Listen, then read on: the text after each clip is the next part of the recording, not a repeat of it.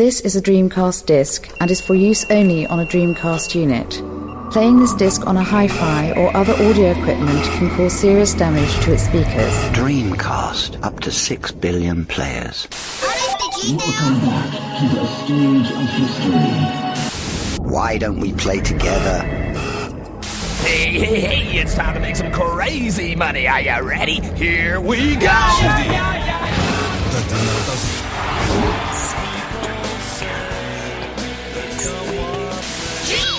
Please stop this disc now.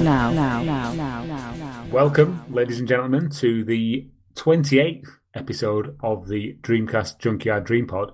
My name is Tom, and I'm joined by not one, not two, but three people from across the globe who are experts when it comes to the Sega Dreamcast. I'm joined by Caleb, all the way from upstate New York. Caleb, how's it going? Hello, Tom. I'm doing fine.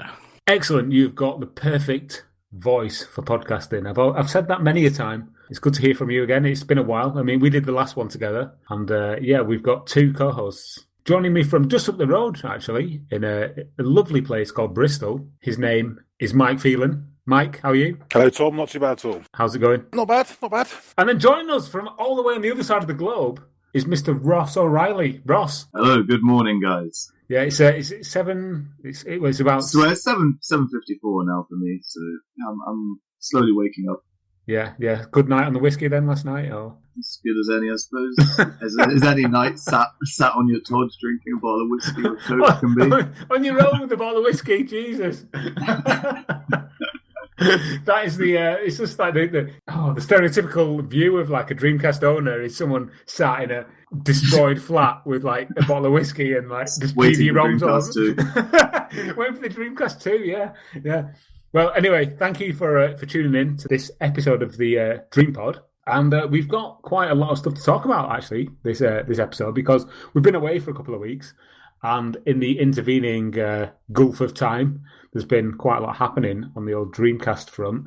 But, you know, as we always do, we'll speak about what we've played and what we've bought. And I'm going to start with you, Caleb. I know we spoke last time on the podcast, but what have you been doing in the intervening time? I've been messing around with the frame grid a little bit, seeing how the translation works. Been doing a little bit of trying to get my one arcade stick cleaned up. And then with other games, I have been playing the Stardew Valley, which, holy crap, that game. It's just that perfect mix of, I just need to do this next, and then I'll do this, and then I'll do this. And it's just, yeah, boy, that really just scratches an itch I never knew I had. What is that? Sorry, what Stardew Valley? What's that? It's somewhat like Harvest Moon and stuff. The graphics look, it's a 2D style game, so it kind of looks like the older Harvest Moon games a little bit. And it looks like that one game, Terraria. Its graphics kind of look exactly like that. What's that? What format are we talking about? This is on PC. Okay. It's actually like legit sold like almost 500,000 copies, and it's like this sleeper hit. It literally just came out like a week ago, and like it came out of freaking nowhere. Just one dude made it, and like he made this, like, it looks like a small game, but man, there's a lot of stuff going on there. Yeah, and it's just stupid fun. I'm in a period of my life right now where it's like, just holy crap, I really needed to play something simple and somewhat calming like that. So it's amazing. What about Dreamcast wise? Anything? Just the frame grid stuff and messing around with fighting games, trying to get my controller fixed. That's pretty much all I've been playing recently. Excellent. Okay. What about you, Mike? I think I'm becoming a bit of a broken record whenever I appear on here because I've been playing mostly Fallout 4 again. Oh, get off. Get off. It's become a bit of an addiction, I got to Fallout 4 and I did pick up Far Cry Primal on modern consoles, which is... So what are you on? Are you on PS4 or Xbox One? Both. Wow. I see. Yeah, you see, you've got to, don't put all your eggs in one basket. You've got to, have the whole spread. Yeah. Now the Xbox One, I mean, that thing as a paperweight, it's it's amazing. I mean, it's just it holds down papers and they don't go anywhere, no matter how stiff the breeze. I'll have nothing said bad against Xbox One. Forza 6 and Forza Horizon 2 are great games. Everything else is just pretty much subpar. But anyway, those two are great. So it's mainly Fallout 4 and Far Cry Primal, which is an interesting game, I got to say. But Dreamcast-wise, the only game I've played in Dreamcast recently has been Crazy Taxi. I've had a bit of a Crazy Taxi addiction the last for a couple of weeks. Yeah, one of those underrated games on the Dreamcast no one's ever heard about, I'm sure. Yeah. Okay, cool. Yourself, Ross, what about you? Yeah, I've been playing a bit of Zero Gunner 2 on the old arcade cabinet. Trying to get that 1cc, but seems like the same with all Psycho games. I can get to the second from last level or last level on one credit, and then it just all goes to shit, and I can't come close to doing it 1cc at all. So, but maybe someday. Anything else on the Dreamcast or on the Dreamcast? Well, actually, also it was my birthday recently, so my girlfriend. Oh, happy birthday! She's 30 years old. Oh dear. But my girlfriend, the great girlfriend that she has, bought me a projector. So on that, I've been playing a bit with Sega and Sonic and Sega All Stars Racing Transformed. So you've got the projector on the wall then? Yeah. And our Japanese apartment really doesn't have enough room for it, so we're trying to figure out how to organise stuff. But it's great, and it's been fun reliving Sonic and Sega All Stars Racing.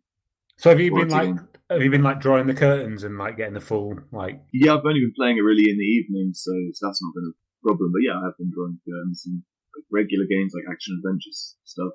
I wouldn't bother so much, but I don't know. I think it's really worth playing something like a racing game where you can feel the speed. Excellent, cool. Do you play like any current gen stuff? I mean, do you own a PS4 or an Xbox One? I own a PS4, an Xbox One, and a Wii U, and I hate them all pretty much equally. Isn't that weird?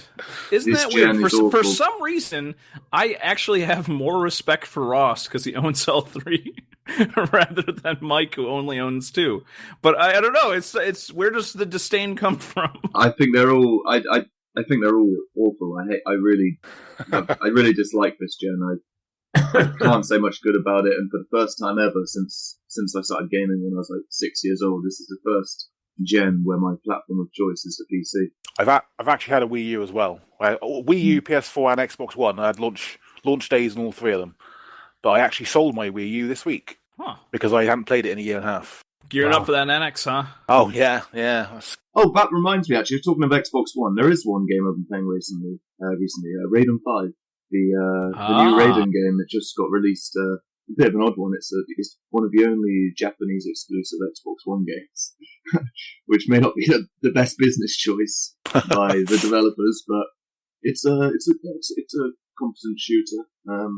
Not amazing. I wouldn't tell anyone to like rush out right now and buy it, but it's pretty good. Excellent. Okay, cool. I'll briefly enlighten you as to what I've been doing.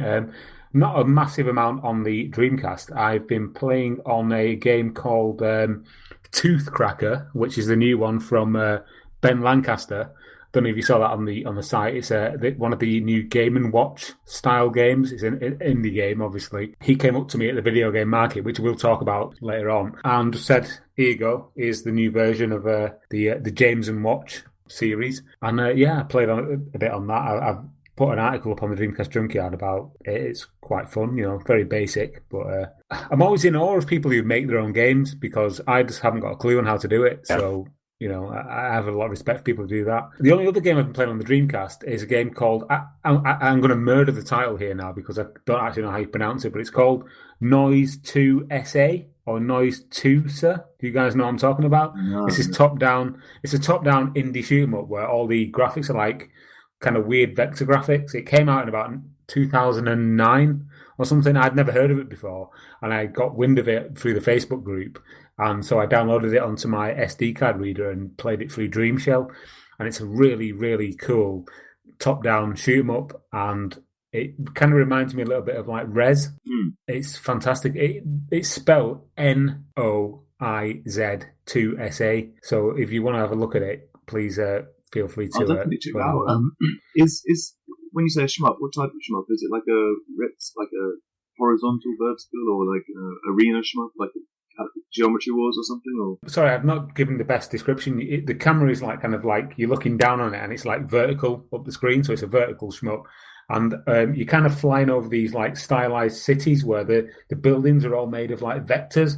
Okay, and the shooting is just in one direction. You can't change. No, you can't change. It's not like a two shot. Okay. No. You basically hold down the shoot button, and you've got like bullets basically come out of the front of your little like geometry style shape, and you've got things that come down the screen from the top, and then you just kind of move side to side. But it's really smooth, really fast, absolutely amazing music, stunning music, and just really, really cool. And it's one of them games that's kind of slipped me by. It's passed me by under the radar totally. Never heard of it up until about 2 weeks ago.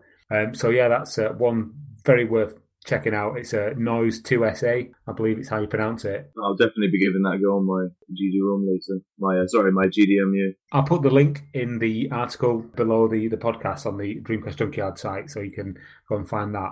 I also celebrated a birthday last week on Friday. So birthday buddies, high five. Wait, so your birthday is March? It's the 4th, March the 4th. Wow, yeah. okay, 2 days. And how old are you? I'm now 34 years young. Yeah. 34? So, yeah.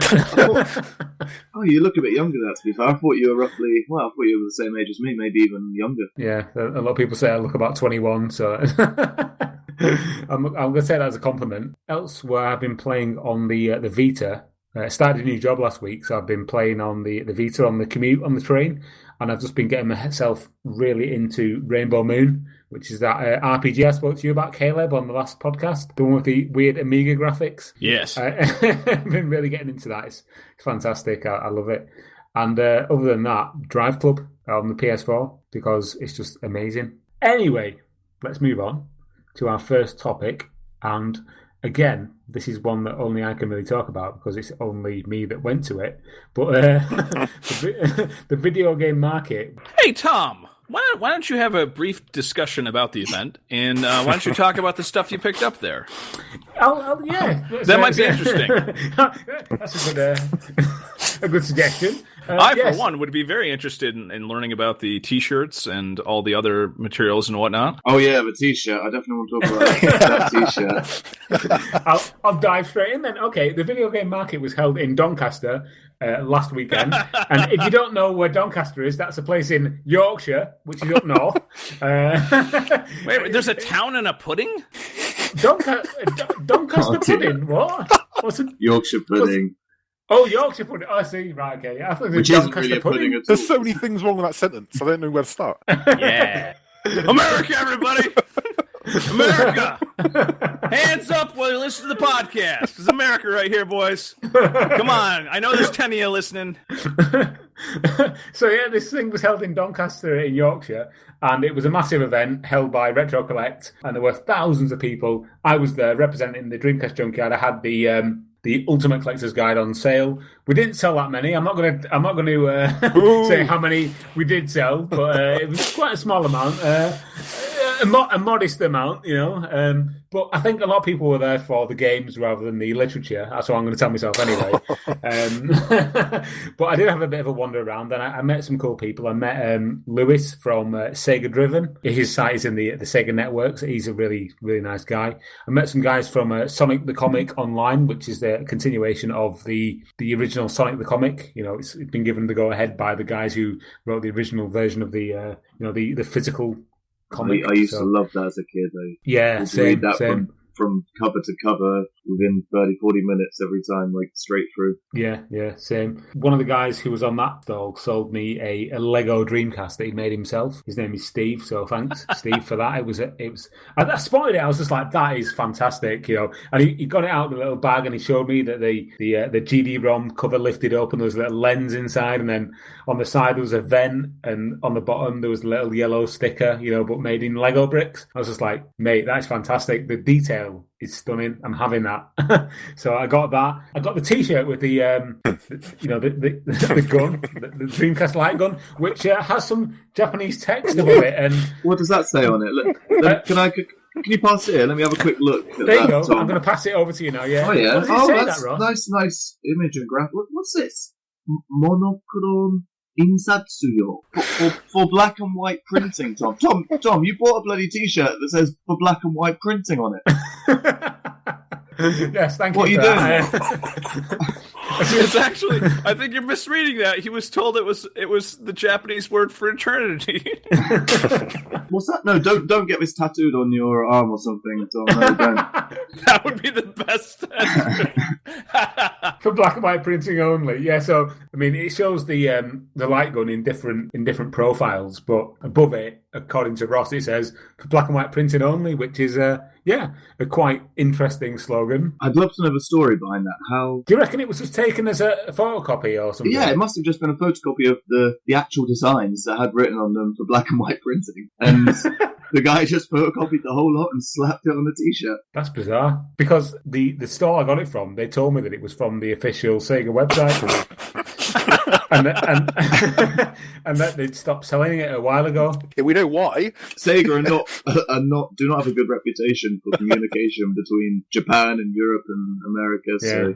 who knows? Perfect example of that, you know. Other than that, I spoke to a guy called Matt who runs a website called Sega Mags, which specializes specifically in old magazines, but specifically Sega magazines. And I got a couple of Dreamcast mags from him. I got the official Dreamcast magazine issue 1 of the American one. I got Dreamcast Monthly. I got the final issue of Dreamcast magazine, the Paragon Publishing one, and a couple of other little bits and pieces. I got the complete set of Total Control magazine, which, for those people not in the UK who don't know, Total Control was a very short-lived magazine that existed between 1998 and 1999, and only 11 issues actually came out. But because of the time that it existed, it was very heavy on the Dreamcast, like news and previews. And the very last issue was the one that came out in September 99. So it was just at the Dreamcast launch in this country. So it was full of Dreamcast stuff. So it's very relevant to this, to this podcast and this website. So I'll be doing some scans and things, and there is actually quite a lot of stuff in there that I've never seen before. Even though I used to buy the magazine, it kind of must have passed me by at the time. A lot of previews of things I've never seen, or little news snippets that are, worth looking at. So I'll be putting them up on the site at some point in the near future. But yeah, it was a great event. I got to see a lot of friends and people from the industry or the community even, who are really respected. So it was really cool. Yeah. I take it you guys saw the pictures then on the blog, or yeah, I saw the pictures, and I heard from a couple of people that I don't know about merchandise, but the price of games was ridiculously inflated. Yeah, it was a bit hit and miss. There was a lot of people who were selling games who'd come with an eBay kind of mentality, but there was obviously the regulars at these kind of events who had stuff for really decent prices. And not only that, but I got to meet Duncan Gutteridge, who did the airbrush art for Sonic 2 and a lot of Mega Drive games. Met him. He was really cool. Went to sign a Sonic 2 art print. And also Will Overton, who did all the artwork for N64 and Super Play magazine. And he's also involved in the Yooka-Laylee, the new game from the guys who did Banjo-Kazooie. Yeah, so he was really cool. Kickstarter or Indiegogo, that one? Kickstarter. I think so. I believe. Yeah, Kickstarter. Yeah, he was really cool. Our stalls kind of backed onto each other, so we spent most of the day just kind of chatting, and it was good just to speak to somebody who had that much knowledge of the industry. It was cool. So yeah, good event all round, I must say, and a really successful third annual market for Retro Collect. So well done to those guys. Anyway, let's move on to our first proper subject of discussion. Ross, I believe this is one that you want to talk about. It's the Sega Hard Girls figures. There's not really much to say, really. I don't think did I say I wanted to talk about it? Yes, you did. I can read the email here. Actually, you said. Sorry, let's start. Sorry. About Let me start again. Yes, Tom. The Sega Hard Girls figures are a new line. A new line tied in with the Sega Hard Girls series. God, it's so convoluted and complicated, this whole franchise, Sega Hard Girls franchise. It would take me a podcast in itself to explain it all, but basically what you need to know is there's a group of anime girls, each based on their style and dress and personality is based on a classic Sega console from the past. And yeah, they have an anime series, they have a PS Vita game, lots of merchandise, and they've just released, well, not just released, in the last couple of months, they've released a set of figures as well, and so far the the premium set of figures, which is actually the cheaper line. The more expensive ones aren't called the premium. The cheaper ones are called the premium. But anyway, they've released 2 of those so far, the Dreamcast and the Saturn version, and just lovely little figures.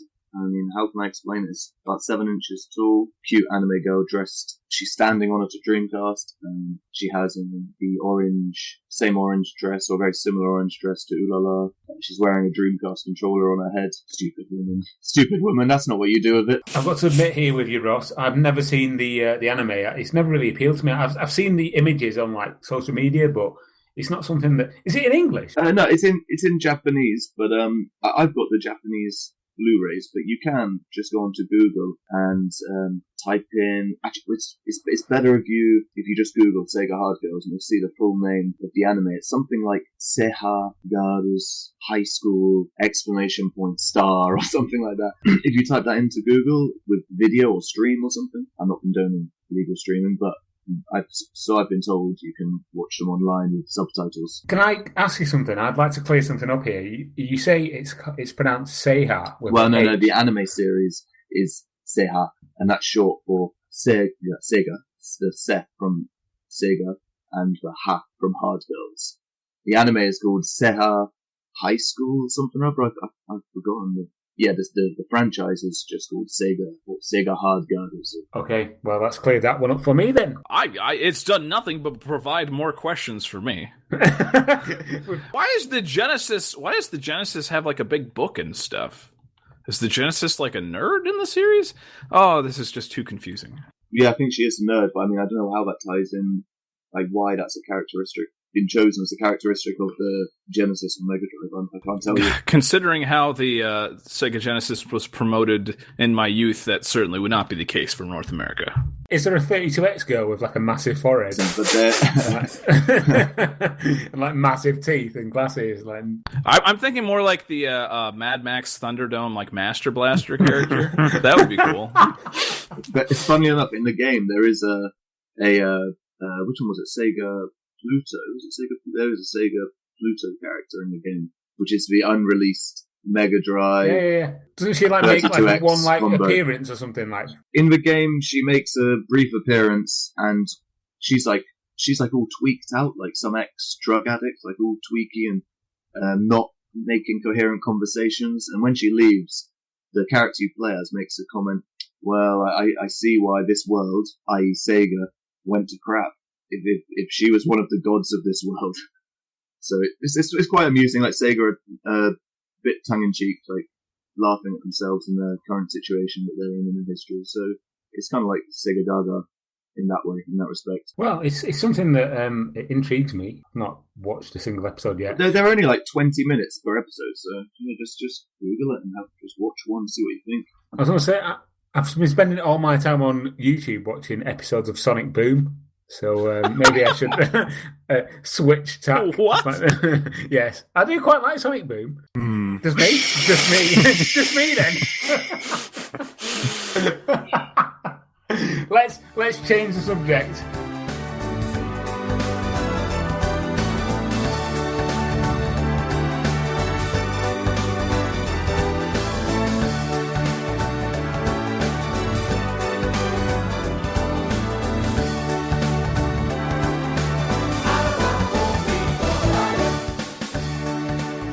Right, guys. Next thing we're going to talk about is these VMU demos and games created by a guy on Instagram who's got the best name ever. It's a Guacasaurus Mex. I thought the name was probably the best. Solid. This. Yeah, it's cool. Yeah, you won't forget that in a hurry. I take it you guys saw this. This was an article I put up on the Junkyard main site last week. And basically, the story is that I'll go back to the beginning. My mate Adam, who runs Retro Collect, showed me this thing on his phone on Instagram of this dude who was making new VMU games, and I was like, "Wow, that's pretty cool." And I've actually forgotten that I had an Instagram account, so I went onto Instagram and then found him and looked at his images and discovered that he was making games for the VMU. And he's taking not liberties, but he's taking new licenses like stuff like Star Wars, the Force Awakens, and Deadpool, and even creating his own kind of franchises as well, and just basically knuckling down and creating new stuff for the VMU, which I think is fantastic. And his plan is to, once he's got to about 25, put them all onto a CD-ROM and release them so that you can download them onto your VMU via your Dreamcast using a Dreamshell. Yeah, I just wanted to A, get your thoughts on this, and B, what your memories are of using the VMU as a gaming system in its own right, really. What do you think about these new games? A lot of them are concepts, not actual games, bear that in mind, but he does have plans to turn them into games. I don't know. What do you guys think? Manic Monkeys isn't a fully fleshed game? Oh yeah, some of them are, yes. Manic Monkeys is, but like things like Deadpool and The Force Awakens are like mini games, just like sort of kind of like Tamagotchi style battle games. Are they mostly just QTE style games? Respect the guy, and I definitely want to try them out. But I remember back in the day, in 2000, I got online with the Dreamcast, and I must have downloaded 15 different VMU games, and every single one of them, bar Tetris, was a QTE title, and that seems to be all there was. I haven't looked too much. I don't know what he's doing, but are they QTE games or are they something? I'll go one further than that, Ross. Every single VMU game I've played is shit, right? But Tetris was pretty good. Tetris was good. Yeah, that was the one. right, that was the one that wasn't a QTE game. And that VMU game that you got from Power Stone, where you had to like move the little plane Some around. of the games included with Dreamcast software were they were okay. I did anybody remember Pinata Quest from the Skies of Arcadia? No, I didn't play that. I didn't play that. I've still not put Skies of Arcadia into my Dreamcast, so I've not played that one yet.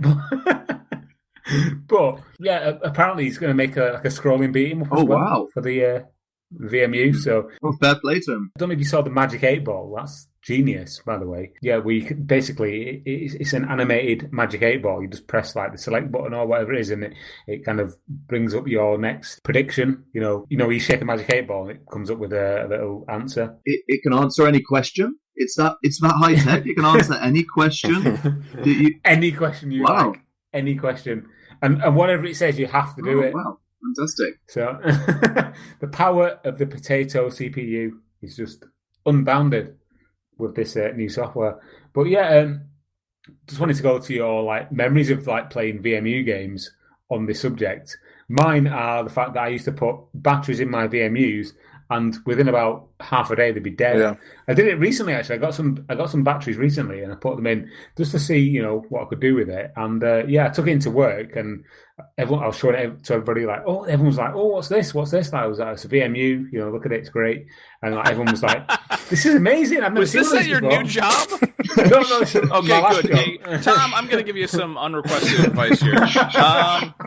Maybe you want to wait a couple months before you start doing that at your new job. Just saying.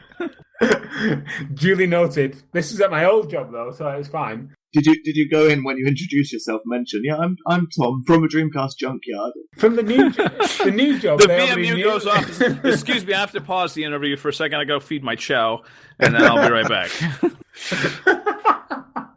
Oh god! If only that would be like.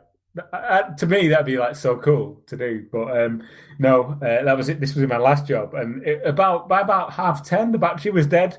So everyone was like, "Oh, have you seen Tom's like little thing? Go and have a look." And I'd be like, "Oh, let's have a look." And this is not like a euphemism, by the way. It was like, "Can I have a look at your thing?" And I was like, "Yeah, it's on my desk, but like it was dead." And I was like, "Yeah, the batteries are already run out." And like, oh okay. Bye. Just walked away. Like all the new like contacts I could have made, like even like senior managers were being told about this thing, and they were coming over to look at it, and then they'd get there and it would be like the battery was dead, and I was like, sorry, this is it, but it doesn't do anything because the battery's dead. So sorry. Yeah, who would have thought that the VMU would be a good networking tool? I want to hear about your history with the VMU though, guys. I can. My history is really short. I've never played a game on a VMU. Excellent. Cool. Next. Okay, Caleb. My first thing was the little chibi guys when you're playing Soul Calibur, and you have the VMU, and you look on the screen, this little chibi version of the Soul Calibur guys. That was like super cool, even though it served pretty much no purpose. And then the awesome Resident Evil effects on the VMU were great, where you could see different stuff going on. Not really games though that you could take away from the VMU. They're no. display. Yeah, the only ones I did was the Tetris one, which we've already said was cool, and then the Pinata Quest, which is actually something you could play to like get items and stuff for the actual game, Skies of Arcadia. Oh, I have played one actually. Thinking about it, that's how much memory it's made on my in my life. Sega GT, little sort of drive-in RPG sort of. Was that the top-down thing? Yeah, it didn't make much sense. Yeah. No, I can remember that as well. Yeah. The main thing with the VMU is that back in the day, the batteries ran out that quickly that people just didn't bother playing the games. This is really a serious thing for me about VMU batteries, because when I got my Dreamcast on launch, the very first, I got the VMU brand new, of course, and the very first battery that came with it lasted ages. I leveled up my Chow every day on the train to school as a kid, and I got it to 999 in every stat, just every day, leveling it up. But then as soon as that gone, that battery went, and I replaced them with just batteries from the shops. It wouldn't last more than a few hours, and I've got no idea why. Huh. Well, that sounds like a little bit of a conspiracy. No. It's not a conspiracy. No, you're right. They probably just put like a really good battery in there so people would support the thing. So we don't need an interjection here from you know who. We're not going to mention his name. Cool. Okay, that's interesting. It's nice to hear your different thoughts on the VMU games. I will maintain that most of them are shit, but these new ones look quite interesting, so we'll see what happens with those.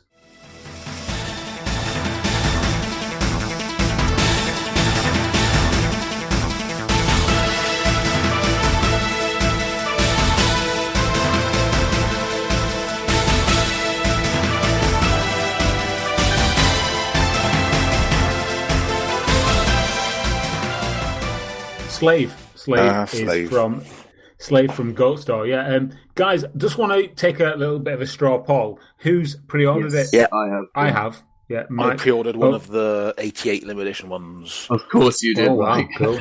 Of course I did.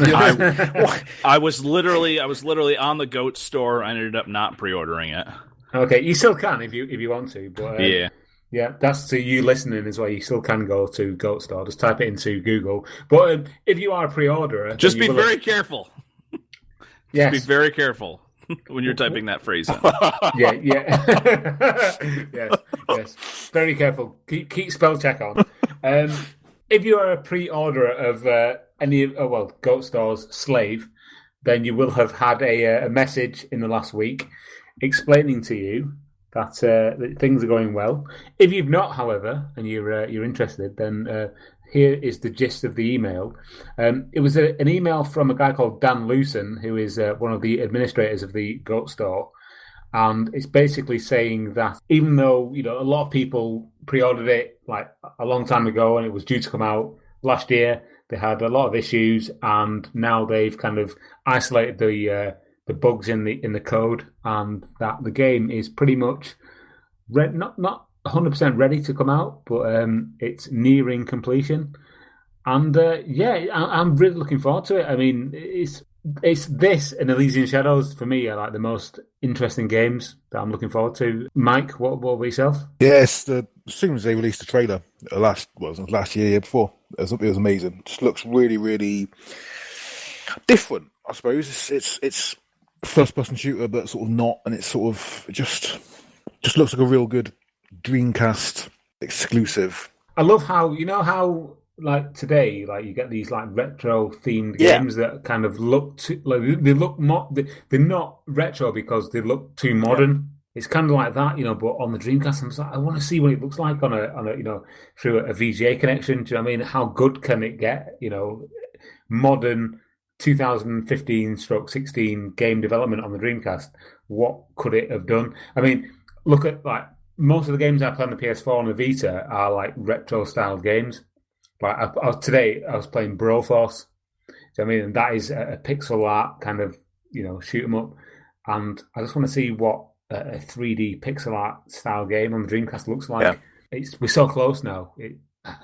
I'm really looking forward to it. What about you, Ross? What's your thoughts on Slave? I'd echo what you said. I'm really looking forward to it. It's unique. It's not another. And I love shmups. So one of my favorite genres, but we've had too many of them, and most of the indie shmups that have been released on Dreamcast are not good in my opinion and overpriced. This game does look that's completely unique, not just on the Dreamcast, but on any form. Well, on PC, I'm sure there's some indie game that's similar somewhere, but yeah, it's a nice, unique concept. The music sounds good. The world they've created sounds good.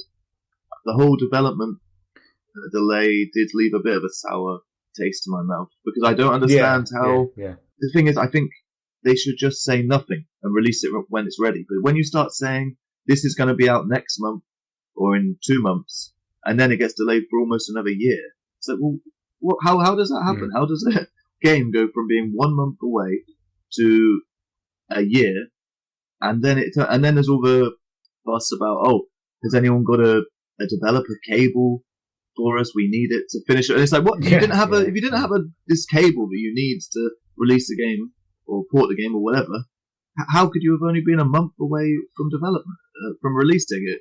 I think that was because somebody left who had one, and then they needed to get another one because they got another developer in. The main thing that I take away from this whole project is that now that we've got an indie first-person shoot 'em up, what else can come? This opens the door for like more projects in this mold. Because, as you say, Ross, all we've actually seen really is 2D kind of like puzzle games, racing games, shmups.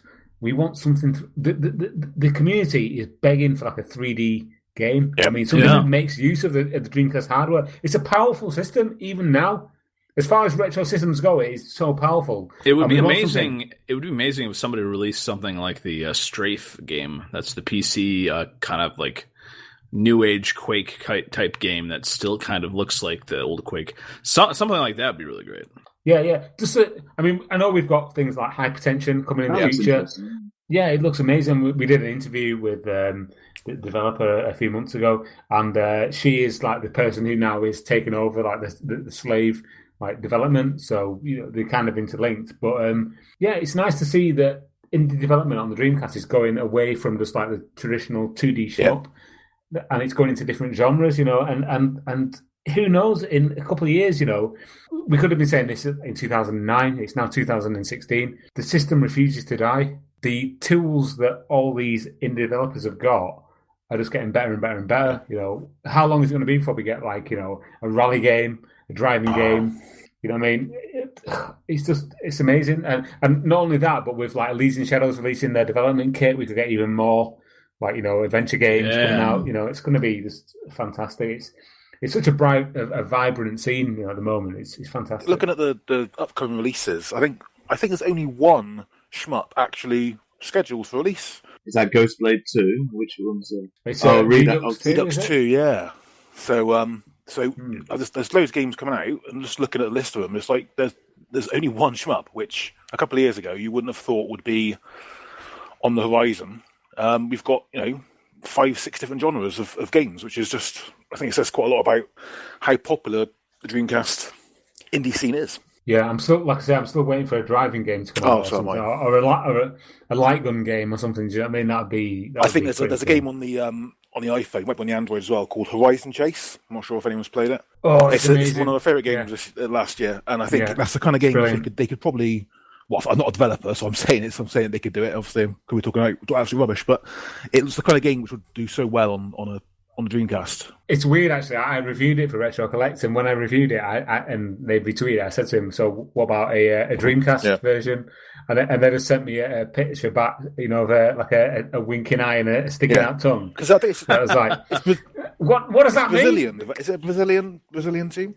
I know they're big on Dreamcast, so you never know. Oh, mate, don't even talk about stuff like that. It's going to make me go into like fits of like excitement. There's loads of games like that, loads of like modern indie games which would do so well on Dreamcast, like things like I Want Games Please to come out on Dreamcast. I love that game so much. Oh yeah.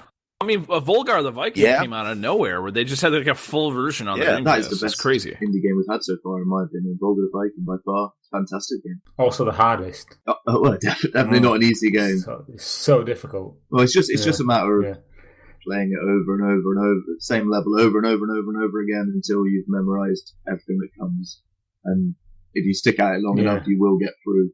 Yeah, I mean, it's not so much about reactions; it's just about memorizing everything that's in the level. Yeah, it reminds me of Ghouls and Ghosts. We constantly having to like It's amazing as well, because we've mentioned loads of indie games. We haven't even mentioned Alice Dreams Tournament. I know it's not the subject we're talking about, but that's, that game looks amazing as well. Yeah. It's April. It's April? Yeah, that is one game I know I got on the ground floor because it was actually very reasonably priced with the Kickstarter donation first tier there, man. And that's one of those games that's been around for like a long time. So like the Bomberman game, the simple version, was around back in 2008 or something like that.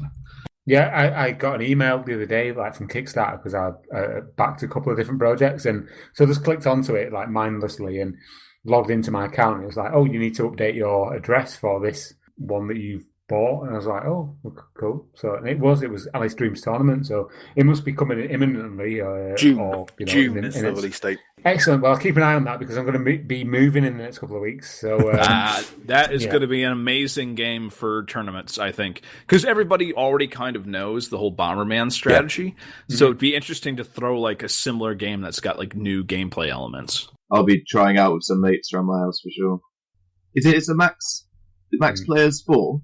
Yeah, I think so. Well, it must be. Yep. Stupid question.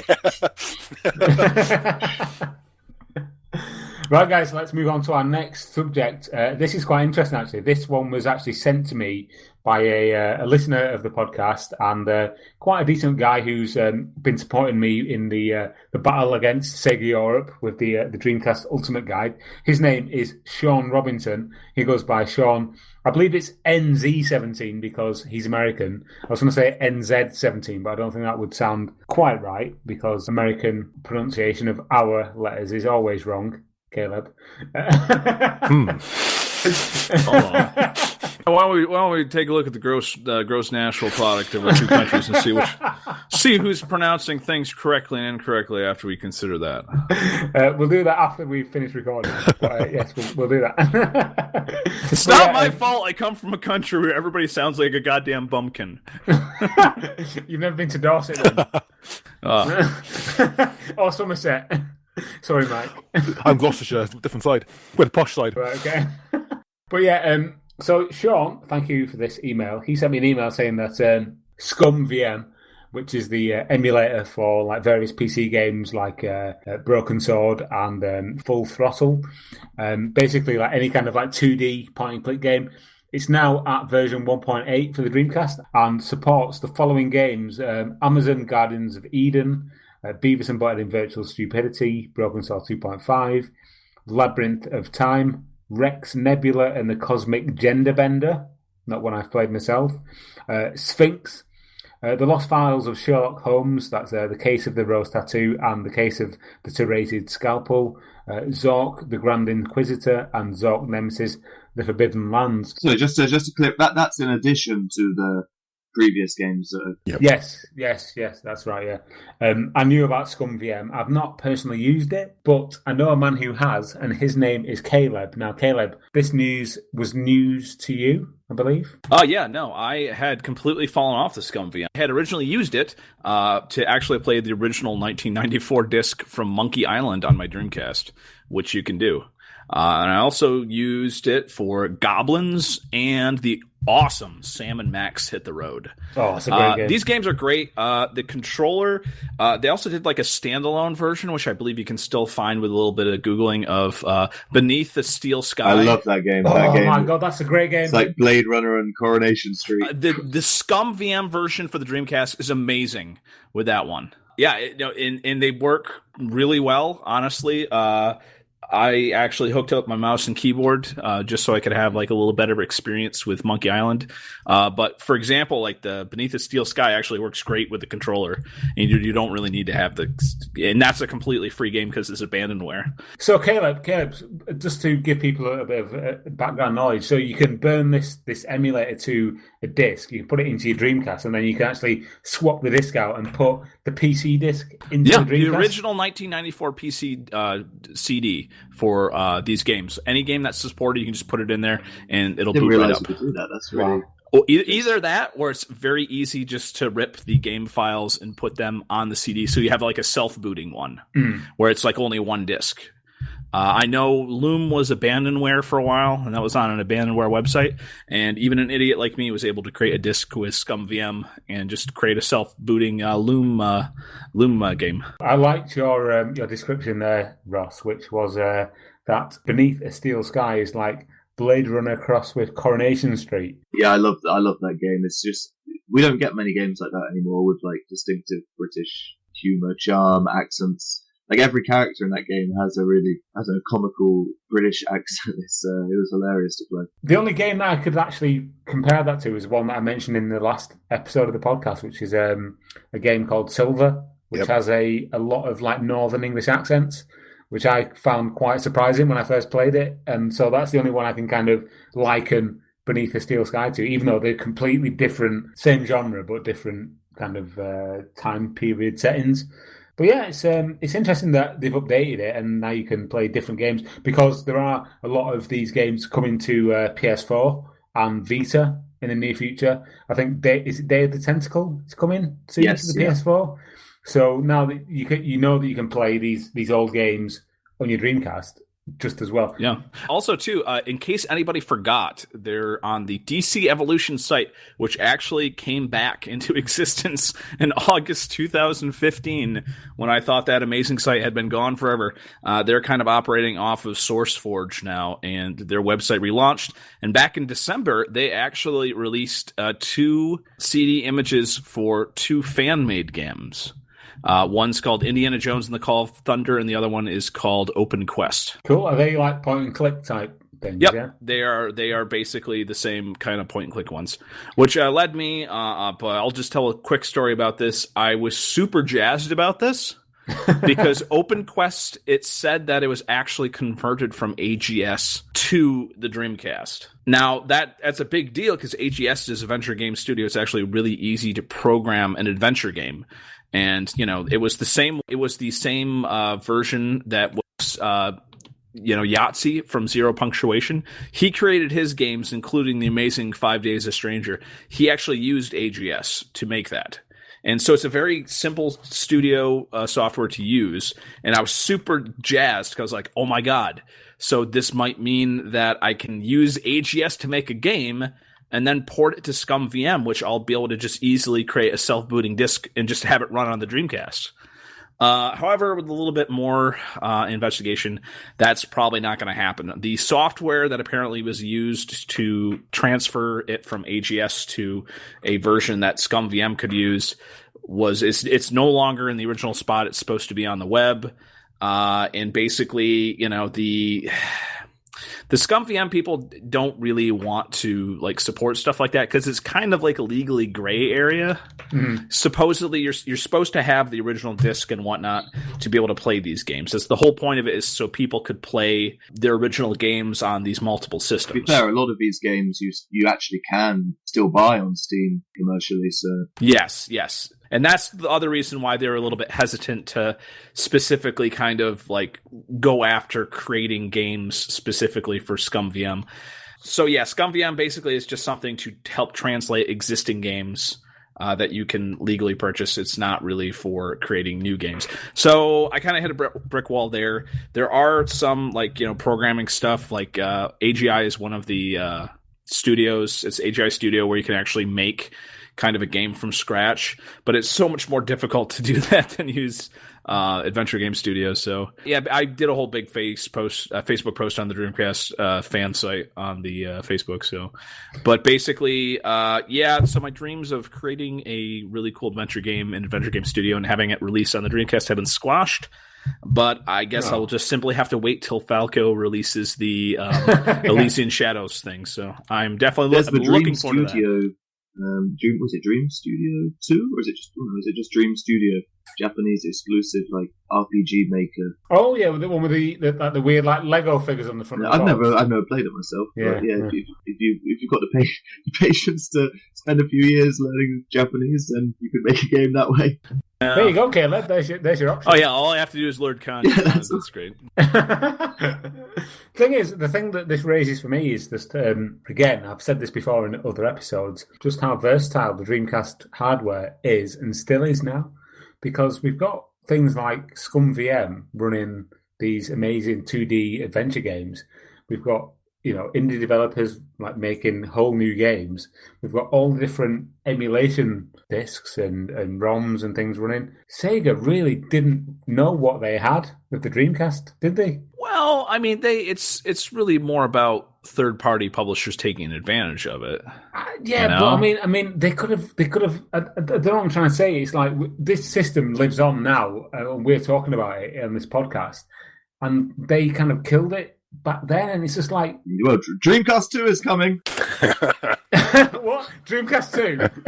I'm sorry, I wasn't aware there was any official involvement with No, Sega. I'm so joking. I guess some multi-millionaire is going to buy the license for that. I guess. On the subject of Dreamcast 2, I saw a tweet today where somebody had tweeted out an image of them ones of the Dreamcast 2 with the pad with the red underneath. Yeah. But also as well as that, there's kind of like little, what goes inside a Neo Geo Gold, the little like handheld thing, one of them, but with like a Dreamcast swirl on it. So it's like it's also going to have one of them now as well. It's going to be great. Did it also have a picture of the Coleco chameleon next to that?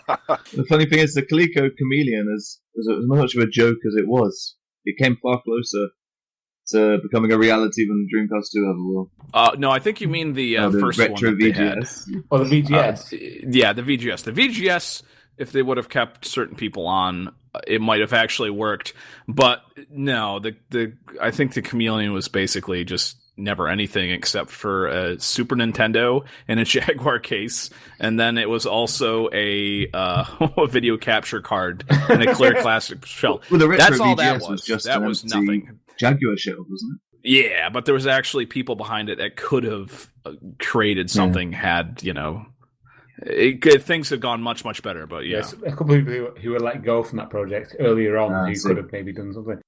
Before we leave the Scum VM discussion, I want to say if anybody wants to try it out, I would say go get yourself a copy of I Have No Mouth and I Must Scream.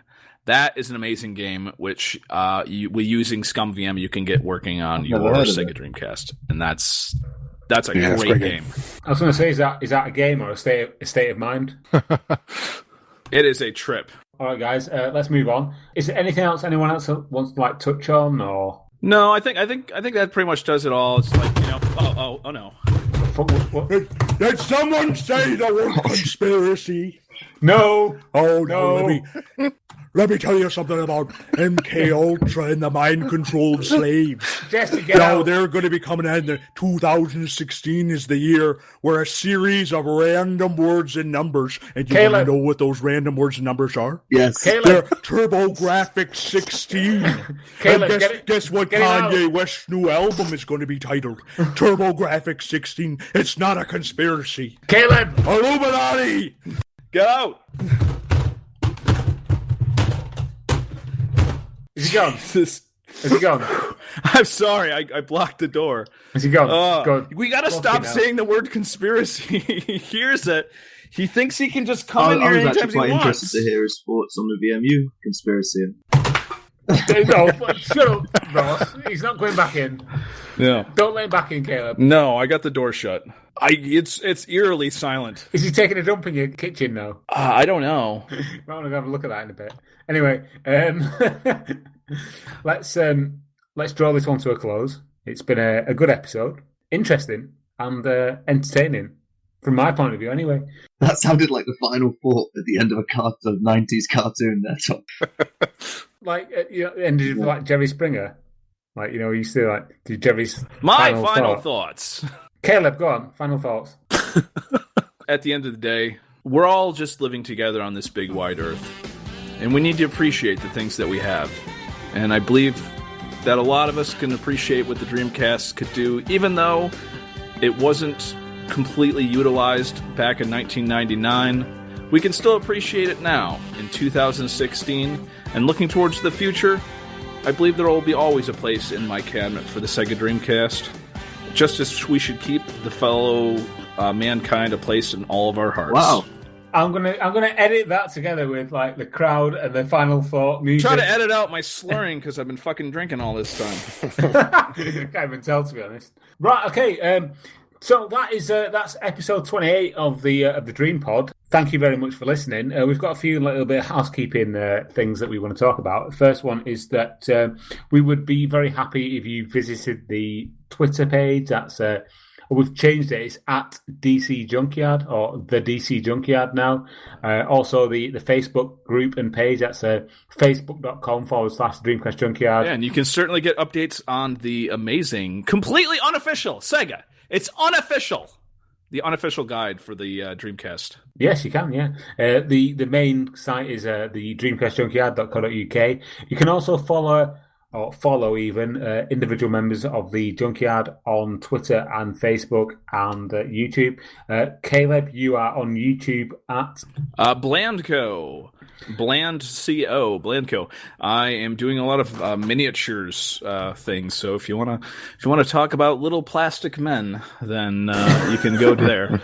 Though they're miniatures, they're not PVC statues, which they have a use in several games and whatnot. So yes, they're not plastic PVC men. They're miniatures. So keep that in mind.